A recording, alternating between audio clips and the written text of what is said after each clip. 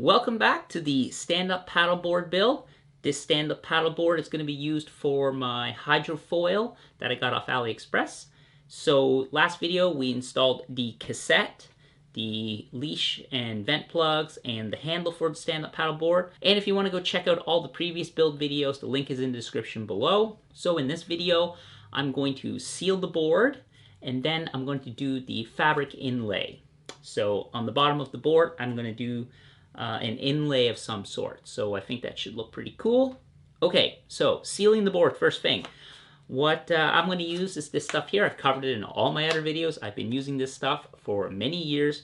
This is LePage Polyfilla. I've gotten comments, emails that a lot of you, or at least some of you that are outside of North America, have a hard time finding this stuff. What I love about this stuff is it's super light.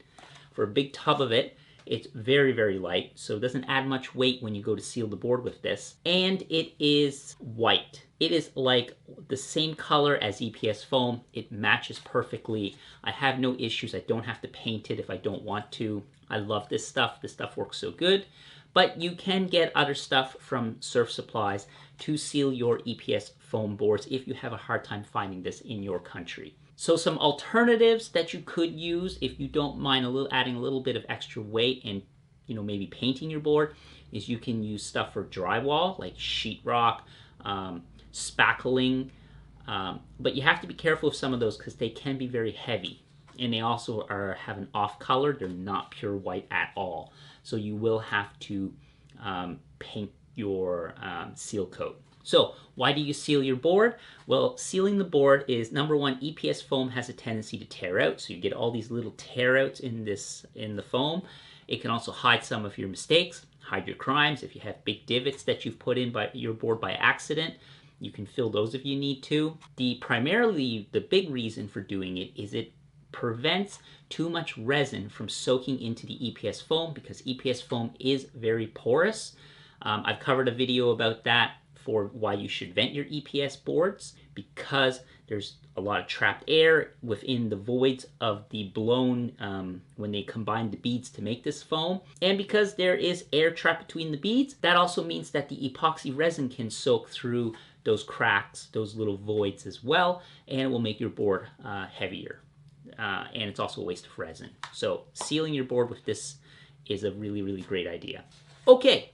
I'm going to mix a little bit of this up with some distilled water. Very important to use distilled water because it doesn't have minerals in it. It won't change the color of this over time, especially out in UV light and stuff. Okay, I'm going to mix a little bit up, mix it to just like a paste. This stuff is fairly, out of the tub, is fairly thick. I like using it if I have like big holes I need to fill, because then it's nice and strong, but it is very hard to spread when it's this thick.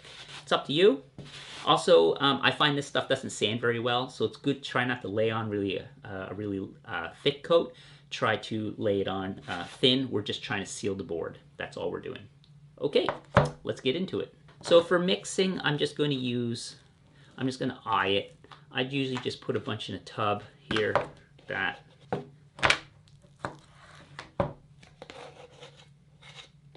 then I just take a splash of water, add a little bit to it, just a touch, like that. And then I just grab a stick, stir it around. I have a popsicle stick. I just mix it, stir it around until I get a bit of a paste. If I need to add more water, I add water. If I need to add a little bit more filler, I add the filler. So I got this kind of thick, goopy paste here, and that's pretty much good to go. Dump some of this on or scoop it out and just run your squeegee all over the board. I'm just using a plastic squeegee spreader, same type that I use for when I'm laminating the board.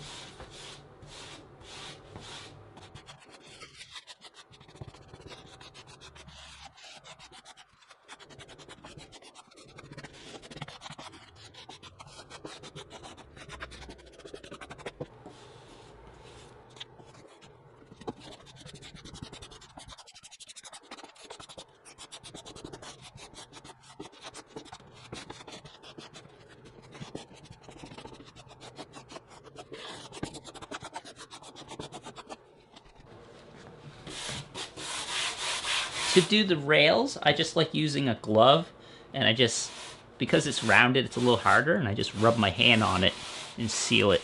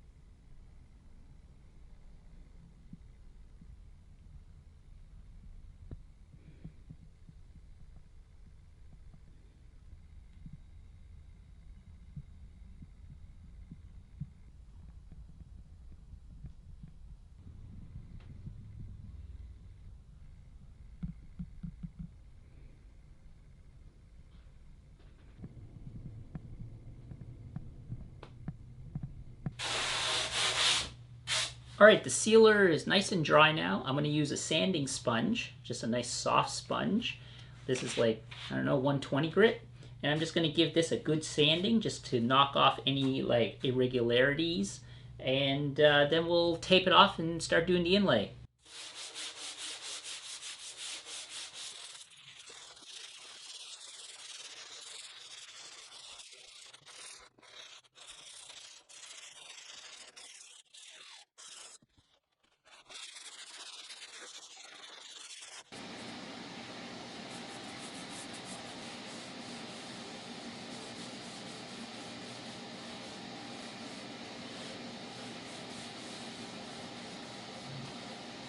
Now I'm just going to tape off where I want the inlay to end. Normally, you kind of do like a cut lap and you'd be in, but because I have this concave on both sides and this flat bottom, I'm just going to do it right to the edge of the board, of the bottom.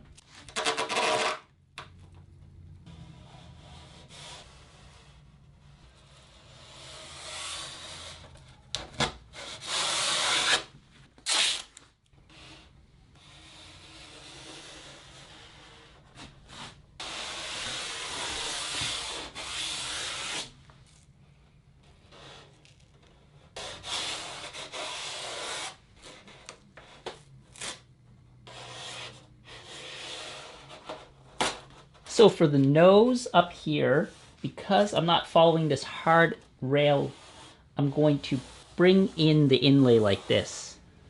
I have my rail marker and I taped my pencil to it. I measured out roughly 2.5 inches, and then I'm just gonna mark both sides right at about the same point. So I'm just gonna mark it a little bit here just so I know where to run my tape.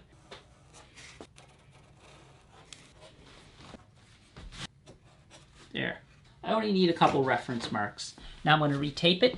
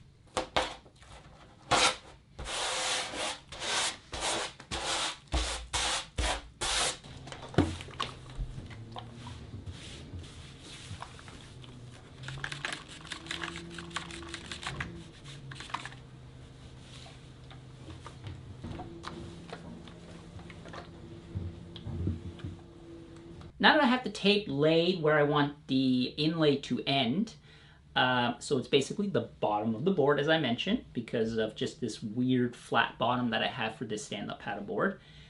So it's not going to be a traditional kind of lap and inlay. This is going to be more unique looking. Anyways, I got that all taped down nice and clean so that wherever the fabric drapes over the side, any epoxy that will run down, it won't stick to the foam. And now I have my fabric. So I just got this at a local fabric shop. I wanted something bright, kind of, well, I guess it's cute looking. But anyways, I like cats. What the heck? I thought this would be cool looking. So it's very bright. It's got a neat pattern. Realistically, I could lay this probably any way I want and it would probably be fine. There's the pattern doesn't really need to look, you know, any particular orientation. Maybe just vertical, maybe as long as the pattern isn't like tilted too much. All this stuff here is just broadcloth, so it's very thin. So it's just going to laminate down really nice. At least I hope it will. I've done paper inlays before, and I've done small fabric inlays, but I've never done an inlay quite as big as this. So I'm just going to drape this down. Now earlier I did iron this because as this comes on a bolt of fabric, the bolt, it's folded over itself. So there's a real crease in the center, and I wanted to iron that out before I laid it out, before I do the actual inlay, because it might show up. So I'm going to figure out the orientation here. I'm going to lay this out nice and flat. It's going to come all the way to the end here. And I'll probably pick, well, one of these cats to be kind of on the center of the stringer. I'll use this guy's nose. And what I'm going to do, and I saw this in another video, is I'm going to grab some just pins and pin it to the board, specifically the stringer. And that'll prevent this from shifting when I go to do the glassing. So I'll just look for this guy's nose here, and I'll pin him down. That is definitely one phrase that I didn't think I would ever be saying making surfboards. Alrighty, let's do that.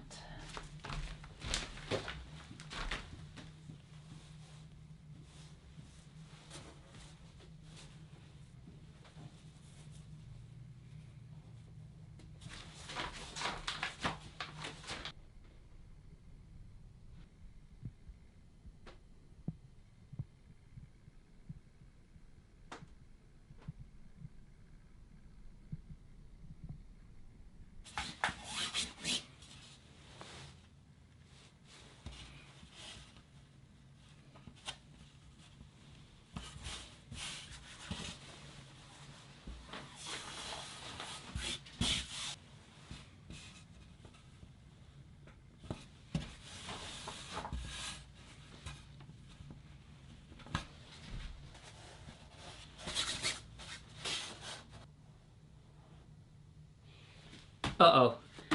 I'm cutting off a cat's eyes. I think I gotta take this off, shift it down a little bit.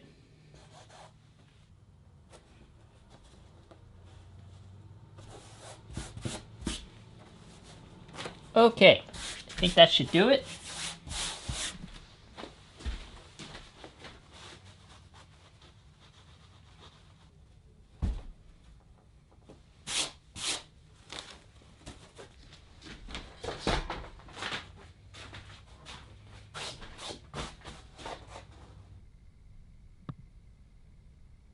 Alright, now I got the fabric pinned, laid out the way I want.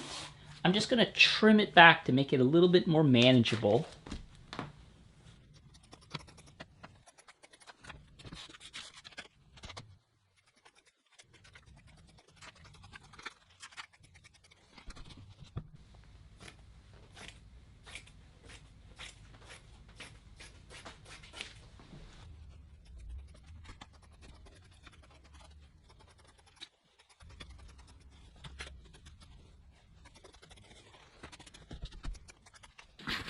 All right, time to mix some resin. So I'm gonna mix about 200 grams total mixed resin. I'm gonna add a splash of additive F. I mentioned in a previous video my love-hate relationship for this stuff, especially doing the gloss coat. But for something like this, the lamination or inlay, it should be okay. Even though this garage is super warm, I got it close to 30 degrees in here, it's hot. This additive F, for whatever reason, it's still, I don't know, stuff comes out of suspension in it. And the reason why I'm using the additive F, even though I have a love-hate relationship with it, is because it'll prevent, it is a little humid, it'll prevent any bloom or blush with the epoxy, which is a really weird greasy film. Once the epoxy hardens up, it leaves this really weird residue. And just use a squeegee, not this one because this one's small, but something like this. And I'm just going to laminate on the inlay just like I would with regular fiberglass cloth. But I'm going to be gentle. I'm going to try pouring some on and see if it saturates through the cloth. If it does, I'm not going to bother to try to pull this back and put resin underneath it. And then once I get the cloth set in place with the resin, I'm going to pull all of the little pins out.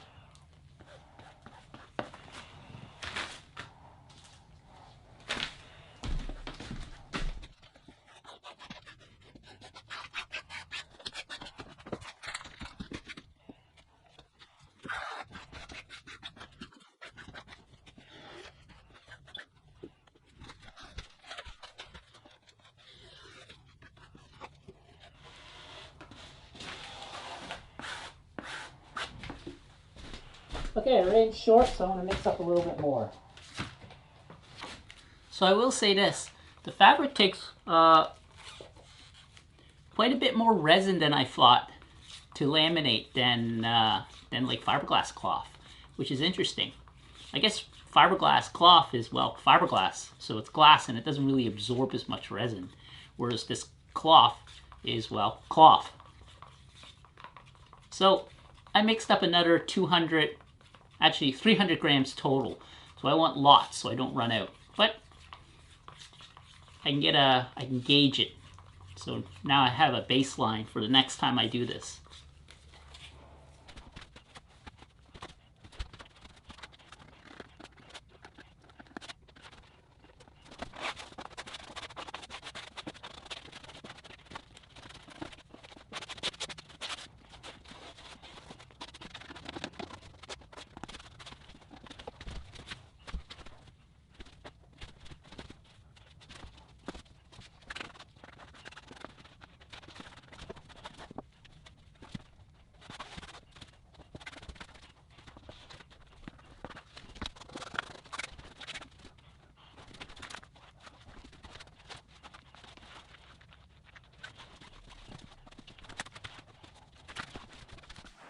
So I had to mix up another batch because it's hard to get this fabric to lay flat or else it bunches unless you have a ton of resin.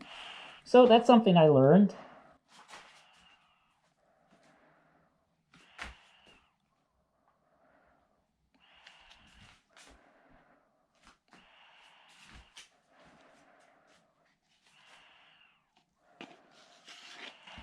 So this is going to float and make a bit of a mess.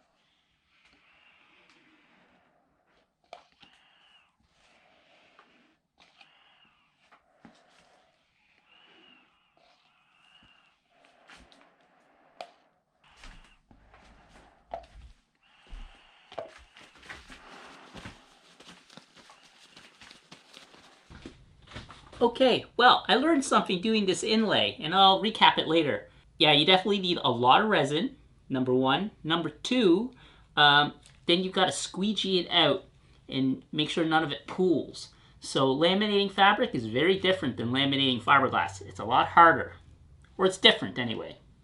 But anyways, I got a pretty good result. I'm gonna go back, just touch it up a little bit and clean it up, and I think it should be good. It also doesn't help, I have a double concave that I'm trying to do an inlay on too.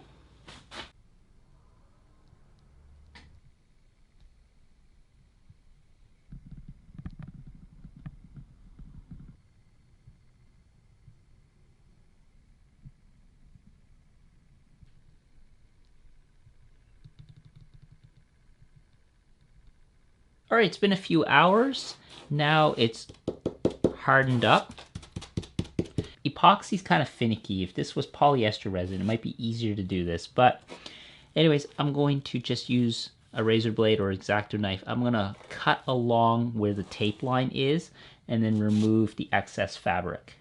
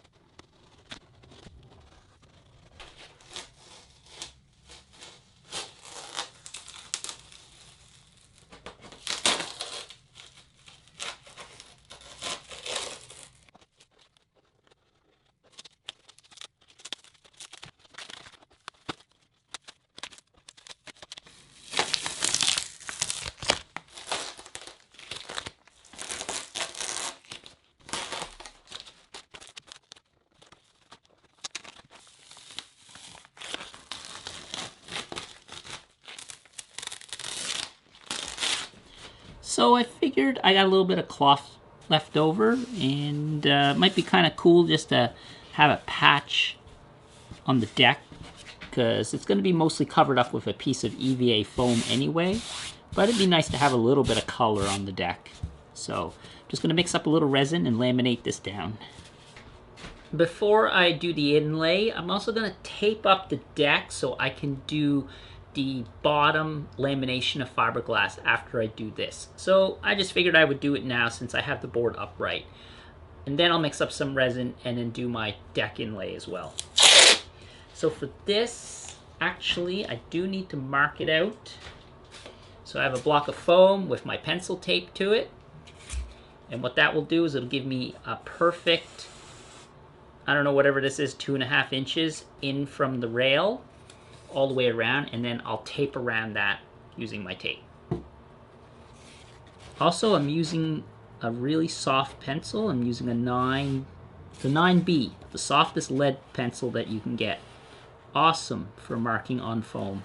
I just found these, and I can't believe how I did this whole time without them.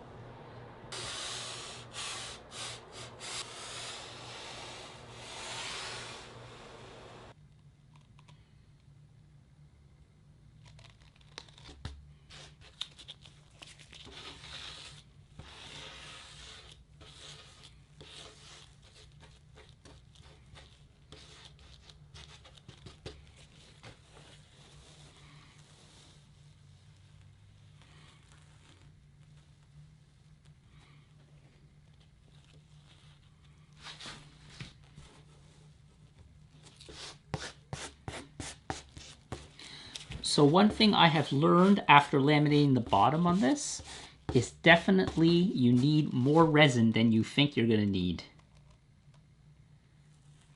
It's going to be messy, you're going to waste some, but it's kind of the nature of the beast. You kind of need it in order to get the fabric saturated properly, because depending on the type of cloth, it doesn't saturate the same as fiberglass cloth.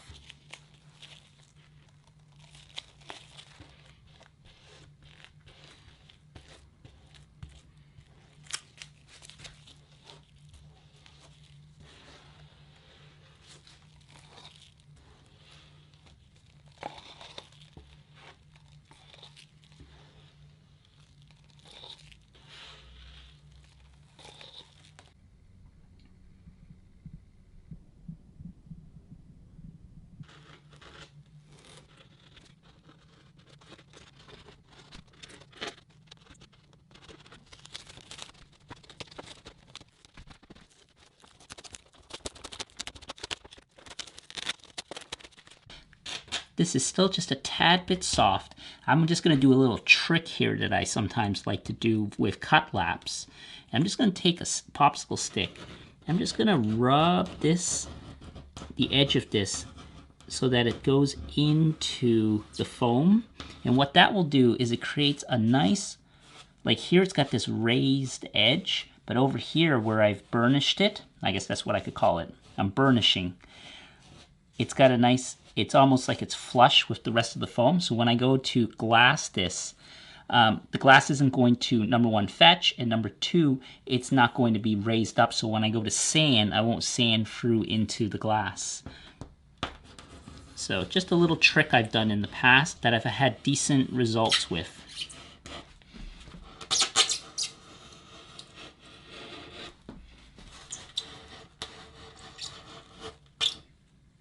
Yeah, there. That feels real good. Might just do a little, trim this errant hair here.